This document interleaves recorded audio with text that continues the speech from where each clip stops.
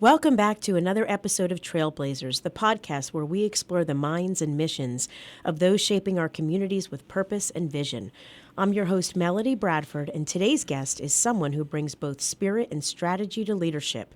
We're joined by Jon Schwartz, the lead pastor of Life Church, a dynamic and growing multi-site church rooted right here in the Lehigh Valley.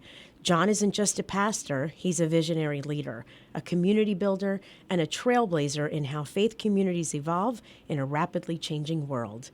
Today we'll explore his journey, the business of church, the spiritual and personal challenges of leadership, and how he's navigating innovation while staying grounded in faith. Thanks so much for joining us today, Jon. Oh, thank you. Really or appreciate it. I should say Pastor Jon. That's all right. You can call me Jon. That's how I was born. I want to start out with your career path and calling. Mm-hmm. Can you walk us through that's a big commitment. Ministry is a big commitment. What first led you to the path of ministry? Was there like a defining moment that you said, hey, this is it? Yeah. No. First of all, thank you so much for having me on. Thank you. Really Thanks appreciate the opportunity and grateful for the opportunity. But yeah, and the question. So I remember clearly probably 17 years old. So a long time ago. 17 years old. 17 years old, about 3 years prior to that, I was really struggling as a teenager and tried to take my own life. Really found Jesus in that moment, found my faith in that moment, and engaged in the local church, a little more north in the Wind Gap area, and had an opportunity to go to a youth camp. And at 17 years old, there was just this prayer moment with a great woman of God who's now in heaven. She was the pastor's wife at that time, who just spoke the call of ministry on my life. And there was just this, I had such a passion to see people impacted by the Bible and impacted by God the way I was impacted a few years earlier. And so that started the journey. But as I processed it, I knew it didn't feel like right now, meaning I didn't go from 17 years old, graduate high school, and go right into ministry or seminary. I went into the business world. I have an undergrad in finance and accounting from Muhlenberg College locally here in the Lehigh Valley, and just went into the marketplace and became a marketplace leader for several years, served as a young leader and learned a lot. And now I realize that skill set, the business side, the marketplace skill set that I got over those years, went to Deloitte, was one of the big four accounting firms back then, and then went into small pharma until I transitioned into full-time ministry. While that time still doing ministry, bivocational kind of stuff. But that time in the marketplace and the leadership skills you develop by leading people, supervising people, watching leaders, partners in the firm, and all these kind of things was so critical. And I'm so grateful for it because I don't think that people understand the amount of skill and responsibility and burden, but really skills that you need to lead a church, especially a church of our type, 7 locations, close to 50 full-time staff. If you put on there our stipend kind of staff, you're close to 100 staff, close to 1,000 volunteers on top of that. Wow. Thousands of people that we're responsible for. And so all hindsight's 2020, right? So thinking back going, wow, God really had a plan for that, because there's a skill set that you just need, and I was able to get that. So that was a long answer, but hopefully it was helpful. No, that's perfect. So the answer to that question begs 2 more questions in my mind. You're taking your corporate, I'm going to assume successful, probably well-paying career, right? And then make a pivot. That's a pretty bold move. Yeah. And 7 churches. You said 7 churches. In a time of uncertainty, and where faith and leadership and politics and everything are questioned, especially right now. How do you juggle all that? So tell me a little bit about that pivot. Tell me a little bit about that growth. Yeah. No, that's really good. Thank you for that question. So when I felt the prompting to come out of the marketplace and go in full-time ministry, I was making a significant amount of income, six-figure income, young, 30 years old, 28, 29, 30 years old, and just had a baby. Our oldest was just born. And so we took a significant pay cut. I took a 150,000 plus pay cut in order to go into ministry. I made less my first job in ministry than I made my first job coming out of college. So I made more as a 21-year-old than I did as a, 30-year-old. And so it was a commitment. It was scary, but so incredibly grateful for so many people that came alongside of us, including our family, that believed in the calling on our lives, on my life and our life, and supported that. And then we were in a local church, serving there for a few years, and then we felt the call, or the prompting, better said, that change was coming. And so we pivoted. We transitioned out of that local church, which was our home church that we grew up in. And so that was really, really hard. And we came alongside who now is our founder of Life Church, who the founders are incredible leaders who founded Life Church, which was originally Church on the Move in 1990, and came along to serve alongside them and launch, which now is our largest location in the Nazareth area, and pioneer this multi-site movement at Life Church. And then a couple years ago, we officially transitioned in, taking over for the founders as the lead pastors. And yeah, you're absolutely right. Huge amounts of responsibility. But over the last 10 to 11 years, or 11 years that prior to becoming the lead pastor, there was just an incredible amount of learning and skill set that was acquired through taking one church and becoming multi-site. Our whole reason behind becoming multi-site was we didn't want to just be one really big church with a few thousand people coming from their communities into another community, but we wanted to go back to the heart of ministry, which was the parish, similar to the parish model. Take the church into the community, be part of the community. And it's why when you go through these cities, we're in Bethlehem, Allentown, all these cities all around the country, you'll see churches, sadly many abandoned right now, but churches on every corner, because they were a symbol of hope and help and love in those communities. And so that's the heart of the multi-site. It's not to grow church. That was never the desire, or we want to grow bigger as a church. No. It was to be able to be more effective and strategic in reaching our communities. And integrated, yeah. Yeah. And so, and it's been really, really good. It doesn't come with challenges.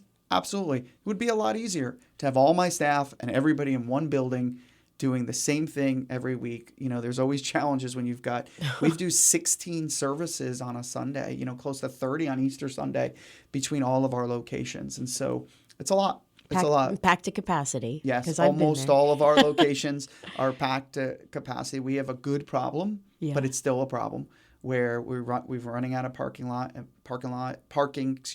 most of our locations, space at most of our locations, because people are really, really, you said about kind of a strange time to, in our history, right?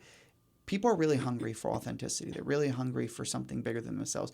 We found church to grow more in COVID and out of COVID because the fear and the unsettling of the times, everybody goes, I need something. I need something, right? They're looking for spirituality. I'm doing air quotes, spirituality. And, I just think that based on the studies, we're in one of the most exciting times for church and Christian church. Christian churches are growing more than they've grown in many, many decades. And it's just a hunger for more because I believe they're seeing so much failure outside the four walls, right? Yeah. So much unsettling, so much stress, so much anxiety, so much on the news, on social media, that they're looking for something that's real and authentic and can be stabilizing and hopeful and full of love and care. So, yeah. And Life Church, I've been fortunate enough to see a part of its evolution to a degree, and it's a living, breathing organization. How many departments do you have? Let me ask you that, because I think you have departments. Oh, That's complicated. We have a lot. Yeah. So we have a lot. Administration, yes, creative. I mean, you guys have exactly. your own podcast. You have an app. It's a living, breathing organization. Correct. How do you balance that spiritual mission with the realities of running a modern church? Yeah, that's a great question.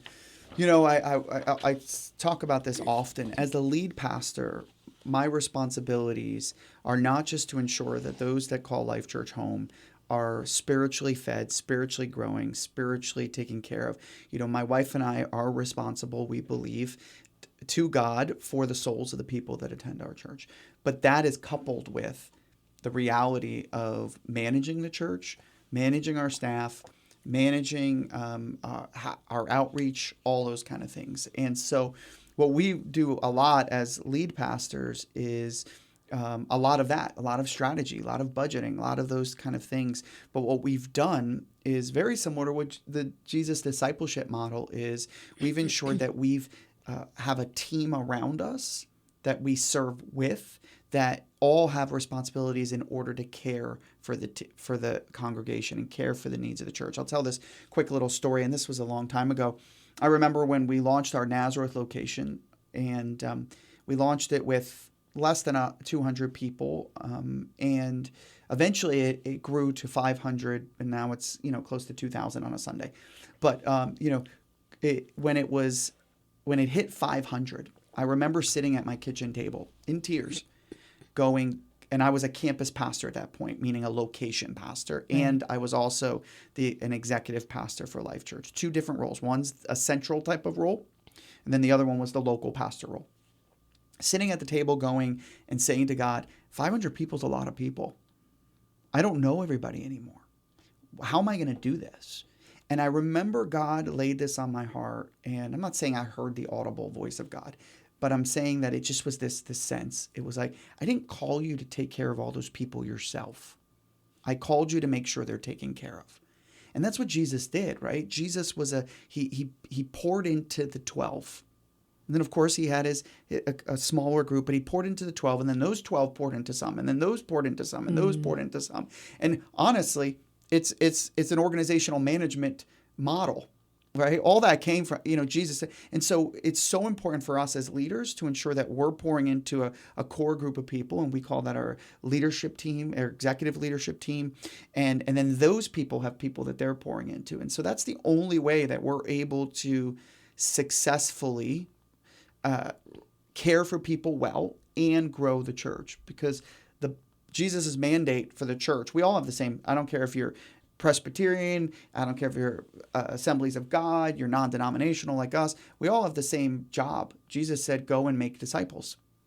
Go to the ends of the earth and make disciples. And so that means grow. That means go reach people. And so we've come up with, we're using, I would say, strong organizational strategic models in order to reach people. It's not that we're doing business. It's we need to use development. Yeah, we need to use strategies to reach people. If not, then how do I care for people if I don't have ways to reach them and care for them? If that made sense. Yeah, and so I attend Life Church, and I'd like to think I'm a kind of bit of the fabric, but I'm also familiar with Growth Track and Next Gen. Can you talk a little bit about that? Because I think that those two elements that you guys have implemented are as relatable in business as church, as anything else, So it's interesting to me how you've kind of taken this almost succession planning model and kind of taken it to the next level. Can you just explain that a little bit? Yeah, good. Yeah. So Growth Track, for those who don't know what that is, so Growth Track is our pathway, if we use traditional language, our pathway to membership. We at Life Church, we don't have traditional membership. We have what's called participatory membership, which means if you're participating in the life of the church, you're a member of our church. And participating is serving, giving, being part of a small group, and of course, attending church. And so Growth Track is a way where we can assimilate people in the life of a church. It's 3 steps. We talk about what we believe. We talk about who God has created us as individuals, meaning the people who attend our church, and then how we partner together in building the church. And you identify gifts in that. Correct. And we help people identify their gifts and their talents that we believe based on our theology, God has planted in them, and how those gifts aren't just meant to be used out of the church, but they're meant to be used in the church. And so it becomes a partnership. And so Growth Track has been so incredibly successful. Every week across all our locations, there's tons of people that are going through Growth Track going, hey, I don't just want to be a part of this church. I don't want to just be a member of this church. I want to add value. I want to be part of the fabric of this church. And so Growth Track for us, I would actually recommend it for all kinds of churches, and we didn't invent it. Business. Yeah. I mean, my goodness, it kind of lays the foundation to say, if this were a company model, it would be, this is our history, this is our vision, this is who we're going to identify your talents, and we're going to try and marry them up, so to speak. So yeah, it's really good. And we didn't invent the Growth Track model. There's one of the largest churches in America, founded by Pastor Chris Hodges, called Church of the Highlands, invented this Growth Track. Invented is a hard word, but implemented and created this model that so many churches around the country have now taken and have used and tweaked, right? We took it and we tweaked it towards our culture, our DNA. And so it's been super helpful for us. One of the things, my wife and I are in a cohort of lead pastors around the country of larger churches. And one of the things that we're learning from this cohort, which is really cool, is so many people in the marketplace, leaders in the marketplace, are turning towards churches of our type and going, we want to learn from you. Mm-hmm. Because think about the only way Life Church, 7,000 people, operates. It's not with the 40 to 50 staff or the 100, if you include the stipend and the super part-time. It's because of the almost 1,000 volunteers. Mm-hmm. It's a huge organization run by not staff, run by volunteers. And so there's so much learning that the marketplace can get from that, and how you motivate those. In a few weeks, we will be having our annual, what we call Serve Day. 750 volunteers will be serving that day to feed 270,000 people. Specifically this time, actually we haven't announced this part, but I'll say it now, it's in Panama. 270,000 kids and family people will be fed in Panama from the food that we put together on Serve Day on July 11th and 12th. And so that there is just so much there. And so going back to Growth Track, there's a connection there, is by identifying people's talents and identifying people's gifts and connecting them with ways to use it. It creates passion, it creates excitement, it creates value in empowerment. People. Empowerment. Yeah. And then you couple that with, when you said next gen, is we're incredibly passionate about the next generation. When we look at statistics of the growth of the church, I talked about a few moments ago, the growth is really happening in the Gen Z and the millennials, but mostly the Gen Zs. And so that age bracket is so passionate about authenticity, transparency, about helping other people. And so we're going, hey, their hearts align with the purpose of the church, not the little C, not Life Church, the big C. And so we need to do a really good job at caring for that next generation, because they are the ones that will take the church, because that's the business I'm in, right? The church. They're the ones that are going to take this church. My wife and I say this all the time, and our team says it all the time, is we're not building what we're building for us. As a pastor, you don't build for yourself. There's no shares, there's no dividends, there's no future income. You build it for the next generation, ultimately to reach more people. So, yeah. I want to talk a little bit more about next gen, because I just think it's such an important topic, particularly as it relates to leadership and trailblazing and all of that. But couple of things. I want to get your take on what you think they're facing these days. The next generation of leaders, both from a spiritual, but also just in the regular sense, and then on top of that, I also want you to talk a little bit about the initiative that you have with, is it one of the universities in Southern Florida. Southeastern University. Yeah, I want to talk a little bit about that because I think that that's a really good link to a partnership that fosters that empowerment, and creates the opportunity. But again, I think that all of this is so relatable from a succession planning in business perspective. Yeah, no, that's really good. And thank you for bringing up our Life Church Academy in partnership with Southeastern SEU University. But before that, your first question was leadership in these young people in the next generation. It's critical. It's so critical. And you know what I'm incredibly grateful for, and I can name them, the handful of people that believed in me when I was 14, 15, 16, 17, 18 years old. Most of them, some have passed away, some are retired now, and they believed in me and they gave me opportunity to lead.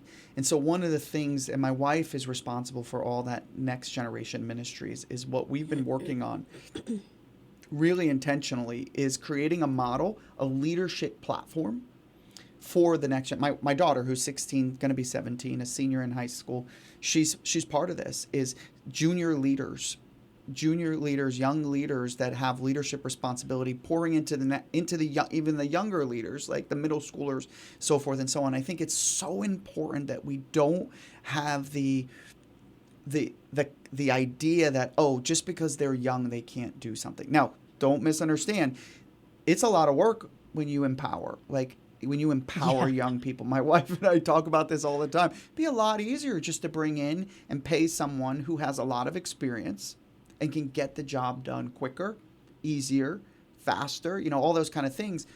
But to what end? And so we look at our staffing and we go, what is our mix of generations, and ensure that not just young, but we also have those that are more mature and experienced. And so that's so important. So what I would encourage all leaders who are small business owners or leading in the marketplace or whatever is, don't underestimate the impact you can have on younger leaders, and don't forget to build a platform for them, right? And I learned this from our founder, is, make space at the table, the boardroom table, make space for those younger leaders, because they want more. They are passionate about seeing progress made. Mm-hmm. They're passionate about seeing the needs of people met. In my sphere of influence, they're passionate about seeing people get to know Jesus. And so I think as a church, we're just continue to be incredibly intentional about creating space for them, and then building platform for it. Great pivot to Life Church Academy versus Life Church College. The state of Pennsylvania didn't approve the language college for us, but they approved the language Life Church Academy, which Life Church Academy has 2 tracks in it. One is what we call Protege, which is so exciting. Protege is our leadership development pathway track, where we're developing leaders within our church in order to not just serve our church, but serve better their communities, their market, their jobs, wherever they are. And then also part of that is where we raise up future ministers and future pastors. But you don't have to. The primary, what we call Protege 101, is all about leadership. So we bring in some of the greatest leaders that have influenced my life to teach those classes, and it's a commitment. It's a 9-month commitment, and there's homework, and there's book reports, and there's all kinds of things. But we bring in some of the greatest to teach on those things. One is somebody who everybody knows a lot in the Lehigh Valley, Billy Dunn, who was part of Word FM and founded that, and he comes in and teaches. And we've got all kinds of different leaders from around the country that come in. And then this new pathway, or this new track of Life Church Academy, is this really cool partnership with Southeastern University, which is one of the top 5 Christian universities in the country with a seminary program. Mm-hmm. It's down in Florida. They do incredible things. They're doing incredible things. And so our partnership is where it's not just, you just take online classes. That's not how it works. We are in partnership with Southeastern to provide affordable, high quality Christian education that you can get student aid and you can get all financial aid and all those things with. But it's in partnership with the local church. So great example is, you can go and you can get a business administration degree, associate's degree, or you can get, just like you can at Muhlenberg, you can get at Penn State, you can get all those things. But the difference is part of their coursework is serving in the local church. Part of their coursework is getting mentors from the local church. So if someone's going for business administration through Life Church Academy and Southeastern University, we're going to partner them up with strong leaders and business folks and successful executives that are part of our church that now get to mentor them. And so it's so impactful, and we're so excited about that, and it's so affordable. And so for anybody who's listening or maybe interested in that, they should check that out on our website. But we're really excited about that. Again, creating pathways for the future generation. Not just that, I'll say this last thing. Not only is it for that, but what's so exciting is because 4 out of our 7 locations are in the urban core or in urban settings, right? Our Allentown, Bethlehem, Easton, and Reading. And it is such a passion of ours to ensure that we provide ways for those in those communities, for the people in those communities, to be able to access affordable education.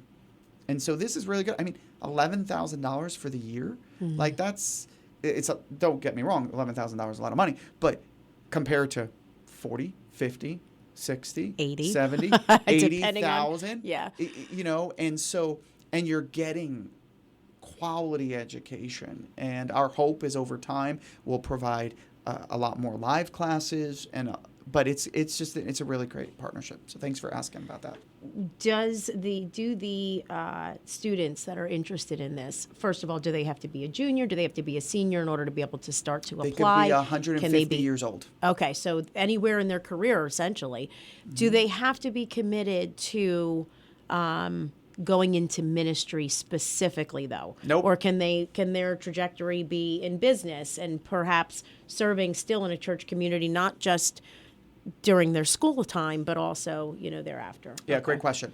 So what's really important is this is not just for those that want to go into ministry. Okay. Are we in partnership with Southeastern offering a Christian leadership degree? Yeah, but we're offering a business administration degree. We're offering trades. If you want to become a plumber, if you want to become an electrician, associate degrees in those areas, or certificates, in those areas. Now, there's a handful that we've said, hey, this is what we're starting with, but we've had people come to us and go, but I want to go for psychology. And Southeastern will work with us to open up those degrees as well. And so it's not just for ministry, it's for all of it. And the key is where you're passionate about the local church, but you're also passionate about your career. It's a great blending of those two things, if that makes sense. Yeah, I mean, it's an awesome business model for sure. We're coming to the end already, and I had so many other questions to ask, but I want to just get personal for just a minute here. Key takeaways from your life in ministry and how you establish a balance. Talk to me about that. It's a work in progress. So really hard, because we live and breathe this, right? It's not a job for us. It's our passion. It's our calling. And but at the same time, we have a responsibility in our marriage. We have a responsibility to our children. And being in ministry comes with there's a lack of privacy at times, especially when you pastor a large church like we pastor. And so we've worked, 2 things we've done to make it quick and hopefully helpful. One is we've surrounded ourselves with great mentors and leaders that in our sphere, in our ministry world, that can hold us accountable and say, you need a break, or you need better boundaries, or you need to create better rhythms. And then at the other side of that is we've identified in our own rhythm as a church for our staff. We've created intentional spaces like Mondays. Mondays, all of our staff is off. And we put that in place to help them be healthy and for us to be healthy. But it's a work in progress because I can't control if someone passes away. Right? We're still pastors. I still do those things. I still do hospital visits. I still do all those kind of things, even though we lead a large church. And so it's a balance, and it's really, really hard. So we're not the experts at it. We fail all the time at it. Ask my kids.